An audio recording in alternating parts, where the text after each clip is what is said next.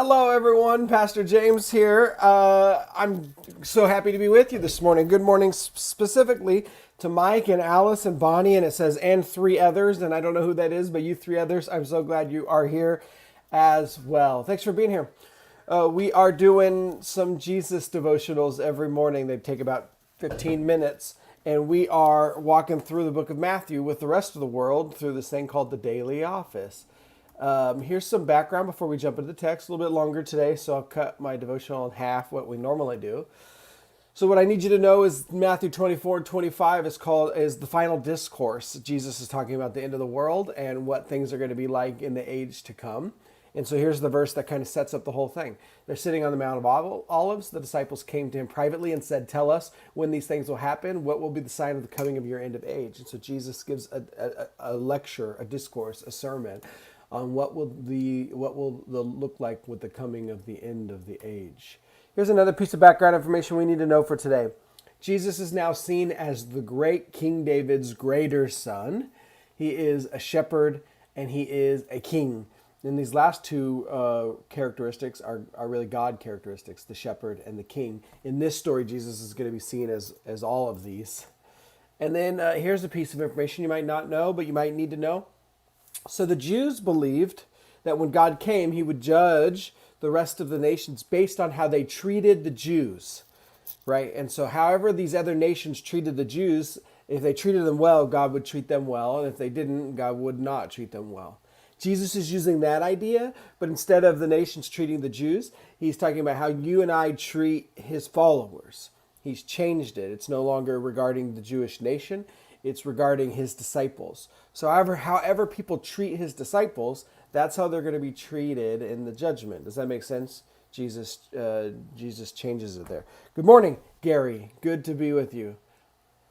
Last bit of information we need to know is that the least of these, Jesus is going to be talking about the least of these. Jesus here means disadvantaged or impoverished Christians. That's what he means. He means his followers that are really struggling in the world. And so when he talks about taking care of the least of these, that's who he's talking about. Let's get into it, huh? Verse 31, Matthew 25, verse 31, hear now the word of the Lord. Now when the human one, or the Son of Man, comes in all his majesty and all his angels are with him. Do you see? Oh, good morning, Martha. Good morning, Matt. Do you see already? This is an end time scenario. Now when the human one comes in his majesty and all his angels are with him. I mean, this is a very majestic scene when Jesus returns. He will sit on his majestic throne. Majesty and majestic there twice. 32. All the nations will be gathered in front of him. See, this is a judgment of the nations scene. He will separate them from each from the other, just as a shepherd separates the sheep from the goats. God prizes the characteristics of a shepherd above all, especially for a king. And here we see a king shepherd who's going to separate the sheep from the goats. 33, he will put the sheep on his right side. This is my right side. But the goats he'll put on his left. Then the king will say to those on the right, the sheep, come, you who will receive good things from my Father, inherit the kingdom that was prepared for you before the world began. We have a judgment scene. There's a judgment throne. The shepherd is separating the sheep from the goats. It's one from the other. Sheep on the right, goats on the left. And here are the qualifications for becoming a sheep, for becoming one of the blessed and chosen sheep. Jesus says, for I was hungry, and you gave me food to eat. I was thirsty, and you gave me a drink. I was a stranger, and you welcomed me. I was naked, and you gave me clothes to wear. I was sick, and you took care of me. I was in prison, and you visited me. 4 times that list is going to be given in that order. Hungry, thirsty, stranger, or like an immigrant, someone who needs hospitality. Naked, sick, or in prison. That's the list. 37. Then those who are righteous will reply to the king shepherd sitting on his throne majestically. Lord, when did we see you hungry and feed you, or thirsty and give you drink? When did we see you as a stranger and welcome you, or naked and give you clothes to wear? When did we see you sick or in prison and visit you? And Jesus, the king shepherd sitting on his majestic throne, will say, then the king will reply to them, I assure you that when you have done it for one of the least of these brothers and sisters of mine, you have done it for me. Generally, again, the least of these as the poor, marginalized, disenfranchised, those who are disadvantaged in our world, socially low on the ladder, specifically those who follow Jesus, these brothers and sisters of mine, disciples of Jesus, Christians, these disadvantaged, poor, impoverished Christians. That's who Jesus is specifically talking about. Then the king will say to those on his left, the goats, "Get away from me, you who will receive terrible things. Go into the unending fire that has been prepared for the devil and his angels. I was hungry and you didn't give me food to eat. I was thirsty and you didn't give me anything to drink. I was a stranger and you didn't welcome me. I was naked and you didn't give me clothes to wear. I was sick and in prison and you didn't visit me." Third time that list is there. It's important. If it's repeated, it's important. It's going to happen one more time. Come on, slides. There we go. 44, last slide. Then they will reply, "Lord, when did we see you hungry or thirsty or a stranger or naked or sick or in prison and didn't do anything to help you?" Right? Surely we would have helped you if we knew it was you. 45, he will answer, "I will assure you that when you haven't done it for one of the least of these, you have not done it for me." And they will go away into eternal punishment, but the righteous ones will go into eternal life. It's not a hard parable to understand. It's hard to live. It challenges every one of our cultural ideals. Yeah, let's. What do we learn from this parable? What do we learn about God? What do we learn about humans? What do we learn about commands or examples to obey? Learning about God. God cares deeply how we treat each other, especially those most vulnerable and in need. In fact, there will be a judgment, and God will look at these important things. It goes deeper than that. These are the important things that He's going to have a judgment scene. At the end of the world, we will all be judged, and one of the main qualifications, based on Psalm 118, you can go read it if you want, is how we treat the poor, sick, in prison, naked, stranger, immigrant. What do we learn about people? How we treat people is how we treat God. It's mixed between the first two questions, but you get it. How we treat people is how we treat God. This is what Jesus says twice. When you did it to the least of these, you did it to me. Jesus so identifies with those on the margins, those who are broken, hurting, and struggling and suffering, that whatever we do to them is being done specifically to Jesus. It's not hard to understand, but it's hard to live, right? We think we could treat God and people with different standards and in different ways. We think we can treat God one way, holy, lovely, we love you, God, and we can treat people another way. Yell at them on Facebook and say mean things about them in the comments, right? God is having none of that. To love God is to love God's people very clearly. Scripture says this multiple. How can you say, 1 John chapter 3 says, how can you say that you love, even goes into this needy thing. If anyone says that they have needs, they're cold, don't just say, well, God's blessing on you. He says, if you have the world's needs and you don't help them, you don't love them. And how can you love God and not love your neighbor, right? There's a correlation between how we treat each other.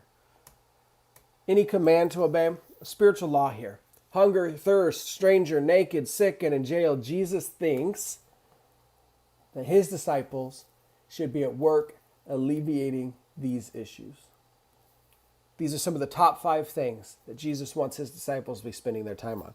And Gary is absolutely right. The 6th one is treating people nice on Facebook or in the comments somewhere in a news article, right? And God will judge based on that kind of stuff too. Good morning, Wendy. Good morning, Mark. It's good to be with you. But here's a spiritual law. It's not a command. Jesus didn't say, take care of the hungry.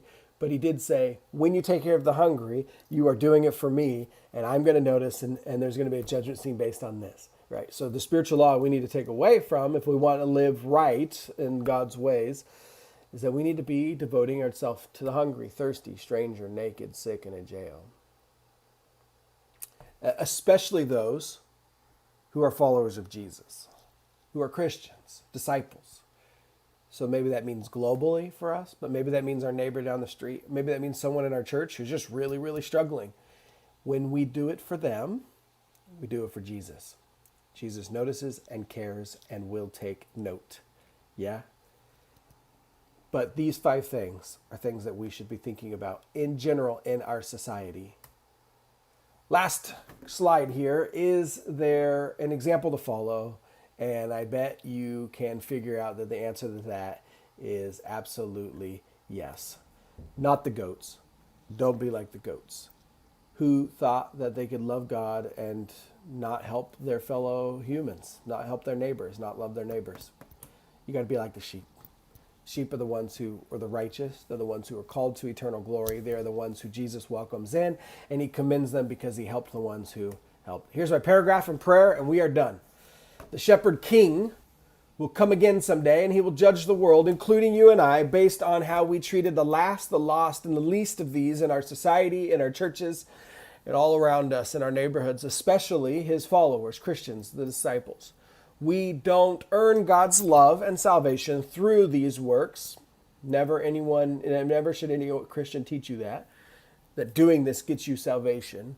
But our salvation will be most demonstrated through alleviating the suffering of others. We don't get our salvation through doing these works, but our salvation will be demonstrated through these. Both the sheep and the goat said, Lord, Lord. They were both thought they were Christians, right? This isn't a salvation issue. This is how they worked out their salvation with fear and trembling through the alleviation of the suffering of others, specifically the hungry, thirsty, stranger or immigrant, naked, sick, and in prison. These are classic Jewish works that were asked of God's people from time immemorial, and Jesus is bringing them to us as the 5. I keep saying 5 and it's 6, y'all. You didn't even correct me. It's these 6 that Jesus is expecting of us to continue. Here's my prayer for the day based on this passage as I chew and meditate on what Jesus is asking of me. Help me to see you in the last, lost, and least. Help me to, sometimes that's hard. Sometimes that's hard for us. But Jesus is saying, when you did it for them, you did it for me. Would you be blessed? Would you have a lovely Wednesday? I hope you have a great day. I will see you here tomorrow at 8:30 a.m. I am starting a small group in person at our church, socially distanced. Thanks, Matt.